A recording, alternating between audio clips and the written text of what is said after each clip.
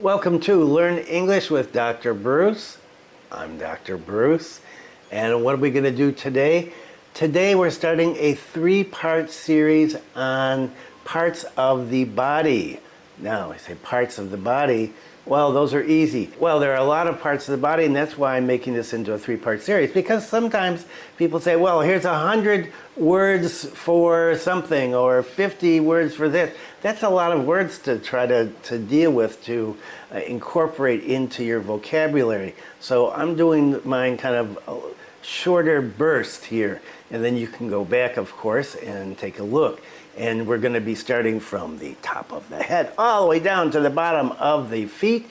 And there won't just be names of the body parts, and I will show you where they are, like, hey, here's a hand, but also idioms that go along with body parts. And there are so many idioms that that involve body parts, you would not believe it. And so we're going to have the names of body parts and a little physiology. Going to talk about what some of those body parts are, so that if you want to seem really cool with your English and you're talking to a friend, you can tell them exactly what this body part does. Pretty cool, huh?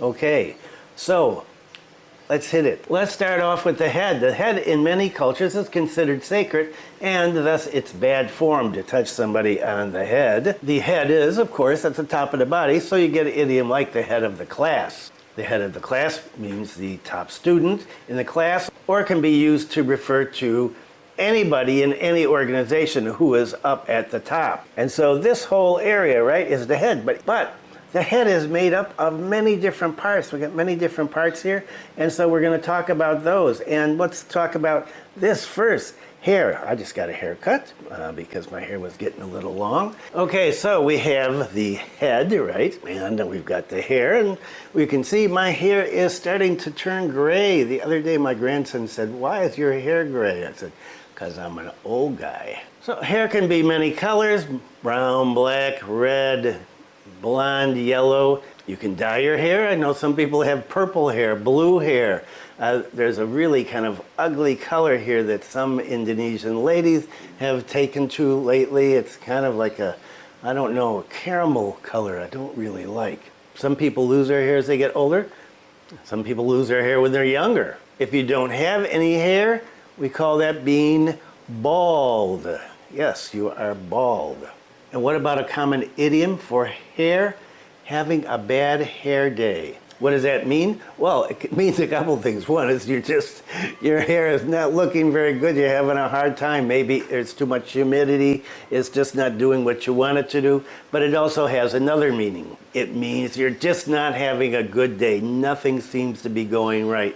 I got up today to go to work. My car wouldn't start. I am having such a bad hair day. And what's next? Let's talk about the temple. So this area over here is the temple. Temple is a latch where four skull bones fuse: the frontal, parietal, temporal, and sphenoid. This is the thinnest part of the skull, and so you don't want to get hit in the temple. Gray hair often starts at the temple, and in the past people used to say, oh, he looks very distinguished. If he had some gray, if a man had some gray up here, they would say, oh, you look very distinguished.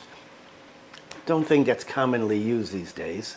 And what's next? The forehead. The forehead. This is my forehead. You can also call forehead a brow. Some people refer to it as a brow. The forehead is important for communication since it helps people express emotions. Muscles in the forehead control the movement of your eyebrows, which help you express concern and anger, among other feelings. Like, this, I'm not very happy today, or kind of quizzical, huh? And what about an idiom for this? By the sweat of his brow. What does that mean, by the sweat of his brow? It means only by hard work. The only way he'll succeed is by the sweat of his brow. Wow. Okay, let's go down below the forehead or the brow to the eyebrows. Now, I don't have much left in my eyebrows. Most of them are gone because I'm an old guy. But these are the eyebrows. And the eyebrows in some people are quite bushy. There's lots of hair there, and some women take a lot of care with their eyebrows and do a lot of work and sometimes pluck them and, well, other things, I don't know. And below the eyebrows, around the eyes, are the eyelashes. Eyebrows are not only important to the face, but also to human interactions. For example, an idiom, to raise one's eyebrows. What does that mean? It means to elicit shock, surprise, offense at something that somebody said or did that you didn't like or that you weren't prepared for. Typically, when we say somebody raised their eyebrows, it indicates a negative judgment. An example sentence: when Sally showed up at work the other day with blue hair, it caused her boss to raise his eyebrows. He was not happy with the blue hair at work. And next, ears. We have two ears. And of course, we use those to hear with. And one of my favorite idioms is ears are burning. What does that mean? My ears are burning. It means that we're aware kind of subconsciously that somebody is talking about us, usually when we're gone. Sample sentence: when I got home after the party, my ears were burning. People must have been talking about me after I left. And this superstition about your ears tingling or burning when somebody is talking about you in your absence goes all the way back to the 16th century when it was first recorded. Originally, it was only supposed to be the left ear that burned or tingled when people were talking about you, but now we say, my ears are burning. And the lower part of the ear, the earlobes. And what about the earlobes? Well, some people use them to hang earrings on. Sometimes pierced earrings. Pierced earrings are when you put a hole in your earlobe. And sometimes clip-ons. You just snap them on and then you can take them off easily. And let's move over from the earlobes to the nose. What does the nose do? The nose is part of your respiratory system. It allows air to enter into your body. It filters out debris. It allows you to smell, and it warms and moistens the air that is coming in to your body from outside. Nose also gives us a part of our appearance, an important part in some places. In Indonesia, for example, having a bigger nose is considered more attractive than having a short nose. And a lot of Indonesians have very short noses and they wish to have long noses. And you find that in other parts as well, in some parts of Asia, and people get an operation, plastic surgery, to make their nose a little longer. I know a young lady who did that. I thought her nose was quite attractive, but she wanted a longer nose, and so she went to a plastic surgeon to get a longer nose.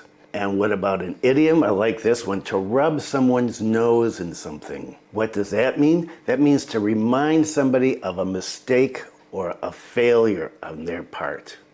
It's not a very nice thing to do. In a sample sentence, Sarah knew she shouldn't sit in the sun for so long and she got a sunburn.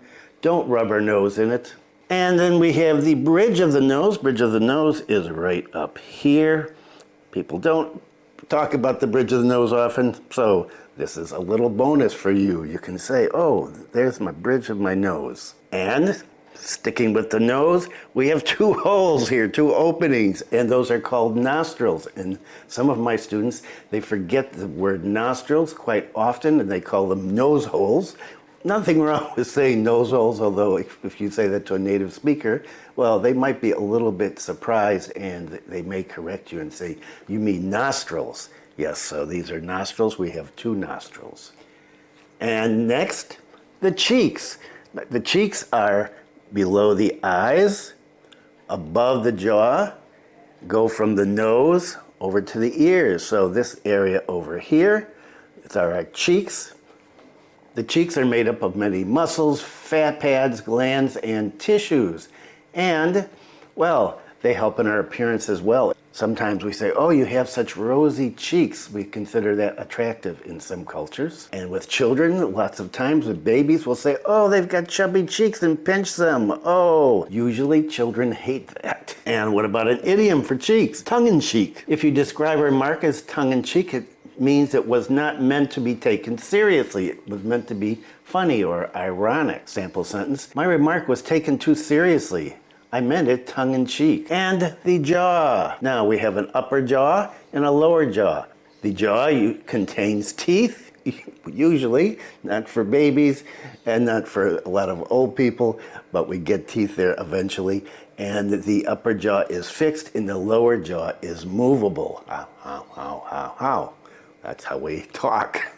And an idiom, a jaw drop. What does jaw drop mean? It means showing absolute surprise that something unexpected happens. For example, when my sister said she was getting married tomorrow, my jaw dropped. What? Next, chin. The chinny chin chin, as we say in the Three Piggies rhyme, my chinny chin chin. Nowadays, I think a pointed chin is considered attractive. What about an idiom for chin? Up to my chin in something. That means that you've got so much of something to do, it's overwhelming. I have 3 tests this week in school. I am up to my chin in studying. Too bad.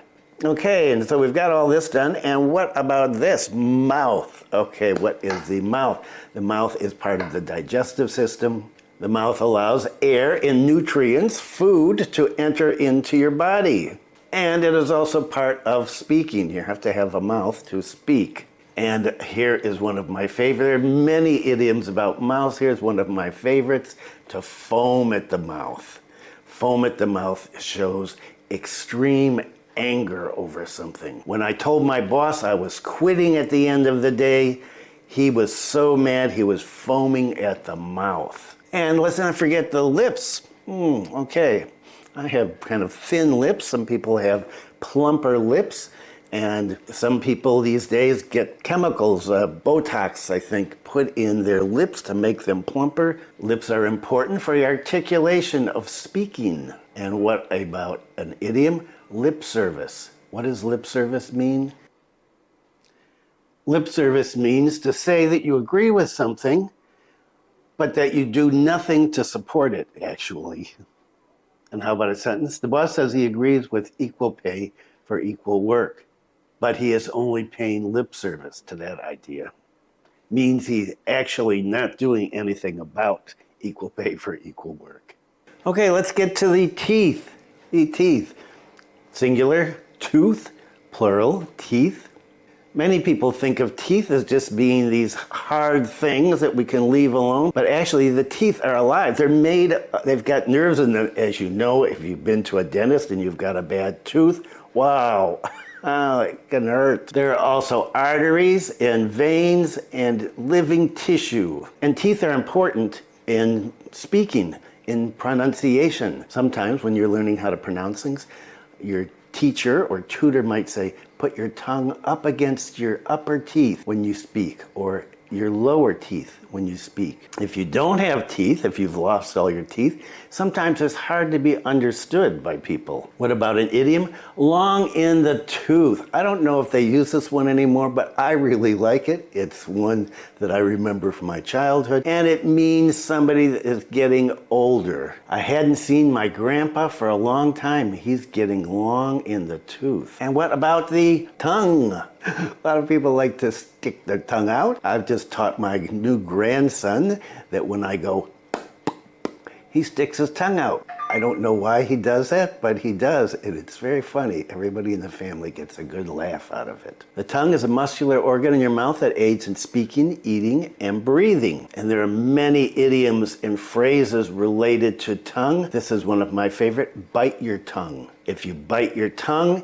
it means you're stopping yourself from saying something, usually something that you shouldn't say. I wanted to tell him that I thought his new haircut was terrible, but I bit my tongue. Sometimes when we have children are very honest lots of times, and they're going to say something that may embarrass or upset somebody. We may say to our child quietly, bite your tongue. It means, shh, don't say anything. We don't want to say what we really think. And then we have the gums. Gums up here just above the teeth, okay? And gums are important for your dental health. You need to take care of your gums, brush your teeth every day, and clean all the stuff off of it. And here is a good one for gums, to beat one's gums. To beat one's gums, what does that mean? Hitting the gums? No, it doesn't mean that. It means to talk a lot, repeatedly or lengthily about a subject and not make any impact with your speaking. You're just talking and talking and talking, and nobody is paying real attention to you. It seems like I'm beating my gums when I tell my children to clean up their room and neck. Now, neck is an interesting one, okay? Here is our neck, right? So what is the neck? Neck anatomically is this region between the base of the head, the base of the skull, and the clavicle. It's down here, and it attaches your head to the trunk of your body. Lots of times people have a problem with their neck, a sore neck. I have one all the time. And when we say that, and we're gonna have a video about going to the doctor and talking about different things that are wrong with us, and that will be coming up in another few weeks. We say we have a sore neck, we really mean this part. When we say we have a sore throat, we mean this part, but the throat is inside, and I'm going to talk about that next, so hang in there. What about a idiom for neck? Breathing down someone's neck. And what about breathing down someone's neck? What does breathe down someone's neck mean? It means to supervise or watch someone very closely. And what about a sentence? I hate it when my boss breathes down my neck. I don't think anybody likes that. And I said throat. What is the throat? The throat is here, right? Inside, right? We can't see the throat. It is inside the body. The throat is a ring-like muscular tube that allows us to breathe and that our food goes down. And what about an idiom for throat? To have a lump in one's throat. What does that mean, to have a lump in your throat? Does it mean you have something in there? Kind of. To have a lump in your throat signifies an emotional state. It's a feeling of tightness in your throat when you're emotional about something, usually preceding crying. First you get the lump in your throat and you try not to cry. When I saw the casket with my father in it, I had a lump in my throat and I wasn't able to say anything. And finally, we're up here at the head. We're going to do the face. This is the last of the head body parts. The face. What is the face? Well, we know this is the face, the front part of your head. It houses the sense organs of vision and smell, as well as the mouth and the jaws, and it extends from the forehead to the chin. And there are a lot of idioms that go along with face. I like this one. To have egg on your face. To have egg on your face means that you feel embarrassed when you've done something stupid or wrong. And we get a lot of people with egg on their face these days. The new prime minister had egg on his face after the news of the latest scandal was released. And that is it for this video. We're going to stop right here at the head. And in the next video, we're going to start up here at the shoulders. And we're going to work our way down to the trunk. And then the third part of this, we'll be going from the waist on down to the feet. And that will be the third and final video on body parts. I hope you found this useful and, well, humorous as well. And if you did, I'd appreciate a thumbs up. And if you haven't subscribed, please consider subscribing so that you will get the news about when the next video comes out. Good luck with your journey in learning English. See you next time.